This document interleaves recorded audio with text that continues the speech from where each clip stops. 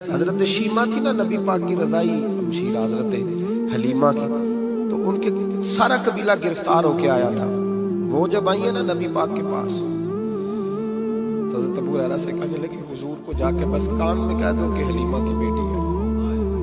حضرت ابو ہریرہ کہتے ہیں حضور اتنی تیزی سے اٹھے کہ نبی پاک کی چادر بھی منبر پہ رہ گئی. پھر حضور گھر لے گئے، فرمایا فاطمہ اور عائشہ کو بلاؤ، میری بہن آئی ہے. میرے محبوب کریم نے فرمایا تو اگر کہے گی نا تو میں تیرے لیے مدینے میں مکان بنا دوں گا، تو یہی رہ جا. کہنے لگی نہیں محبوبہ واپس جانا. تو حضور سے کہنے لگی میرا سارا قبیلہ گرفتار ہے، اسے چھوڑ دیں. حضرت ابو ہریرہ کہتے ہیں ہر کام حضور نے مشورے سے کیا، پر جب بہن نے کہا نا چھوڑ دے، اور میں کوئی مشورہ نہیں، جیسے تو کہے گی ویسے ہی ہو جائے گا، جیسے تو کہے گی ویسے ہی ہو جائے گا، جس طرح تو چاہے گی. کون اشک شوئی کرے گا، کون بات سنے گا، کون دکھ کسی کے. پگلی بی بی، پاگل عورت، دیکھے کبھی پاگلوں کو کوئی وقت دیتا؟ تو پاگلوں کے پاس بیٹھا. میں بڑا مصروف آدمی ہوں، مجھے تو سیاںا بندہ ملنے آئے تو میں کہتا ہوں مختصر بات کرنا. ایک پگلی بی بی آئی، پاگل. حضرت انس کہتے ہیں آگے کھڑی کہنے یا رسول اللہ مجھے کام ہے. پاگل عورت. نبی کریم صلی اللہ تعالی علیہ وسلم نے کہا کیا کام ہے؟ تو اس کے محلے کے لوگ کھڑے ہو گئے، کہنے لگے حضور چھوڑیں، یہ تو دیوانی ہے، ایسی باتیں کرتی رہتی ہے. جناب انس بن مالک فرماتے ہیں حضور ناراض ہوئے. فرمایا تم سے بات کر رہی ہے کہ مجھ سے کر رہی ہے؟ کرنے دو باتیں. کیا بات ہے بتا؟ کہنے لگے حضور یہاں نہیں کرنی، میرے ساتھ آئے. نبی کریم اس کے پیچھے پیچھے چلنے لگے. جناب انس فرماتے ہیں کہ صحرا میں لے گئے. نبی پاک ریت پہ بیٹھ گئے، سامنے بیٹھ گئی. کہنے لگی حضور بچوں کو منع کریں، مجھے روڑے مارتے. فرمایا میں کہہ دوں گا، آپ نہیں کریں گے. حضور میرے گھر والے میری بات نہیں سنتے. فرمایا میں سمجھاؤں گا. یا رسول اللہ یہ پاگل کہہ کے چھیڑتے. حضور نے فرمایا کوئی نہیں کہے گا، میں منع کر دوں گا. حضرت انس کہتے ہیں دیر تک حضور کو ریت پہ حضور بیٹھے. یار یہ بھی سنت ہے میرے نبی. صرف کھانے کے درمیان میٹھا کھانا ہی سنت نہیں میرے بھائی، یہ بھی نبی پاک کی سنت ہے، یہ بھی رسول پاک کا طریقہ ہے. نبی کریم نے دیر تک وقت دیا، دیر تک. کبھی ہستی کبھی رو دیتی. حضرت انس کہتے ہیں میں نے یہ انداز بھی دیکھا، جب وہ ہستی تو حضور بھی ہستے. کبھی کو پاگل کے غم سن کے بھی رویا ہے. لیکن ایسا کوئی محبوب کہیں ہوگا نہ کہیں ہے، بیٹھا ہے چٹائی پہ مگر عرش نشیں ہے. میرے محبوب نے کھل کے باتیں سنی، کھل کے اپنی مرضی سے. کہنے لگی محبوبہ میں تھک گئی ہوں، اب آپ جائیں. حضور میں تھک گئی ہوں، آپ جائیں. نبی کریم اٹھے اور اٹھ کے فرمایا کسی کا خیال نہ کرنا، جب تیرا دل کرے دوبارہ آ جانا. یار یہ حسن ہے، یہ وقار ہے کہ تو اشک شوئی کس طرح.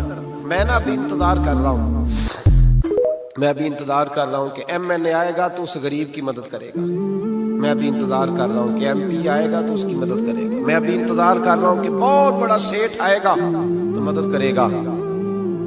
جب محلے کا اور گاؤں کا چودھری کسی غریب پہ ظلم کر رہا ہوتا ہے تو میں اپنے بچے کو کہہ رہا ہوتا ہوں تو نہ اس لڑائی میں جانا. ہمیں کیا لگے تو کون پھر اس کا ہاتھ. ظلم پھر ختم کیسے ہو؟ پھر کیا طریقہ ہے ظلم ختم کرنے کا؟ جب کوئی ظالم کو ظالم کہنے کوئی تیار نہ ہو. وہ زمانہ جب نبی کریم صلی اللہ تعالی وسلم مکہ شریف میں اعلان نبوت فرمایا تھا تو سارا مکہ مخالف ہو گیا، سارا مکہ. ایک وقت عروج کا ہوتا ہے، ایک وقت ایسا ہوتا ہے جب غربت ہوتی ہے، ابتدا ہوتی. اسلام پر غربت کا زمانہ. قبیلہ بنو آراش کا ایک شخص مکے آیا. وہ کہتا میں چھوٹا سا تاجر تھا. میری باتوں کی سمجھ تو آ رہی ہے نا آپ حضرات؟ جو نہیں بول رہے انہیں بھی آ رہی ہے. اللہ تعالیٰ آپ کو جزا دے. بس ایک تو بات اور عرض کرنی ہے آپ حضرات. حضرت طارق بن عبداللہ رضی اللہ تعالیٰ عنہ اس کے راوی ہیں، فرماتے ہیں وہ بنو آراش کا رہنے والا شخص آیا. وہ کہتا میں چھوٹا سا تاجر تھا، بیوپاری تھا. میں گاؤں سے جانور اونٹ گھوڑے خریدا کرتا، مکے میں لا کے بیچتا، مدینے میں لے جا کے بیچتا، طائف میں. میں ایک دفعہ نا بڑے سرخ رنگ کے خوبصورت 2 اونٹ مکے لایا.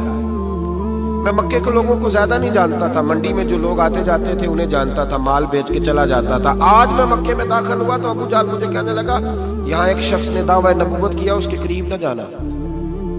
میں نے کہا ٹھیک ہے نہیں جاؤں گا. میں نے اونٹ دکھائے تو ابو جہل کو پسند آ گئے، سودا ہو گیا، اونٹ خرید لیے. وہ شخص کہتا ہے کہ اونٹ خرید کے نا تو کہنے لگا فلاں محلے کی فلاں گلی کے فلاں کونے میں میرا گھر ہے، کل آ کے پیسے لے لینا۔ کہتے میں اگلے دن پیسے لینے گیا تو کہنے لگا آج نہیں میرے پاس، کل آنا۔ میں اگلے دن پھر گیا پیسے، کہنے لگا نہیں کل آنا۔ ہوٹل ہوتے نہیں تھے، مکے میں میرا رشتہ دار کوئی نہیں تھا، میں فٹ پاتھ پہ سوتا، جو چند کھجوریں اور سرکہ میرے پاس تھا وہ پہلے دن ہی ختم ہو گیا۔ انویسٹمنٹ بھی ساری وہیں لگی ہوئی تھی، گھر میں بچے بچیاں انتظار کر رہے تھے، میں بڑا مجبور ہوا، تھک گیا۔ تیسرے دن میں گیا تو میں نے کہا پیسے، کہنے لگا کل آنا۔ میں نے ذرا دبا کے بات کی، میں نے کہا یار میری کو پھپھو تو رہتی نہیں مکہ مکرمہ میں، غریب آدمی ہوں، میرے پیسے دے میں جاؤں۔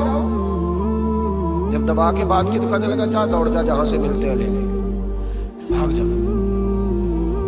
یہ تاجر جب ڈوبتے ہیں نا تو معاذ اللہ تعالیٰ کچھ تو ایسے ہوتے ہیں جو خودکشی کر کے مر جاتے ہیں، اس لیے کہ بڑے لوگ ان کے ساتھ وابستہ ہوتے ہیں۔ جب کسی کی اصل راہ سے ڈوب جائے کہتے ہیں میں کانپنے لگا۔ میں نے پوچھا لوگوں سے کہ تمہارے چودھری سردار بڑے کہاں بیٹھتے ہیں؟ تو کہا وہ جو حرم مکہ کے ساتھ ٹولیاں بنا کے بیٹھے ہیں نا، وہ سارے ہمارے سردار ہی ہیں۔ کہتے میں وہاں گیا، ابو سفیان تھے، ابو لہب تھا، عتبہ، طیبہ، شیبہ، ابو البختری، اخنس بن شریح، سب بیٹھے۔ میں نے جا کے کہا یارو میں بنو عراش کا رہنے والا ہوں، چھوٹا سا تاجر ہوں، 2 اونٹ یہاں لا کے بیچ بیٹھا ہوں تو ایک شخص نے خریدے ہیں، وہ پیسے نہیں دیتا۔ کہتے ہیں عتبہ بولا یا ابو سفیان بولا، کون ہے جو تیرے پیسے کھا گیا؟ طاقت ہے کسی کی نام لے؟ تو کہتے میں نے کہا اس کا نام ابو جہل ہے۔ جب میں نے یہ کہا نا کہنے لگے وہ تو پیسے نہیں ملتے تیرے، تو بڑا گنڈا ہے، تو بہت بڑے بدماش کے پاس لگے، وہ تو نہیں پیسے ملنے لگے، کبھی نہیں ملتے۔ فرماتے اب میں کانپا، اب تو میری امیدیں ٹوٹنے لگی، اب میرے آنسو چھلکنے لگے۔ تو ایک شخص نے نا مذاق کیا، ادھر دیکھیے گا میری طرف، مذاق کیا۔ کہتے ہیں سامنے نا خانہ کعبہ کی دیوار کے ساتھ ٹیک لگا کے رسول پاک تشریف فرما تھے، نبی کریم بیٹھے ہوئے تھے، نبی کریم۔ تو ایک بندے نے معاذ اللہ ثم معاذ اللہ نقل کفر نہ باشد، اس نے نا مذاق کیا، کہنے لگا وہ جو بندہ بیٹھا ہے وہ تیرا مسئلہ حل کر سکتا ہے۔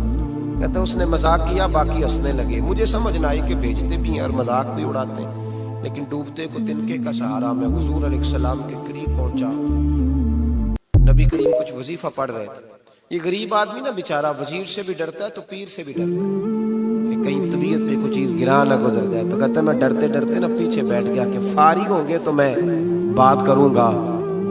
فرماتے میں ابھی پیچھے بیٹھا ہی تھا، پورا بیٹھا بھی نہیں تھا کہ میرے رسول پاک نے میری طرف توجہ فرمائی، رخ میری طرف پھیرا، 2 جملے نبی پاک نے کہے تو مجھے یوں لگا جیسے پردیس میں مجھے ماں مل گئی ہو۔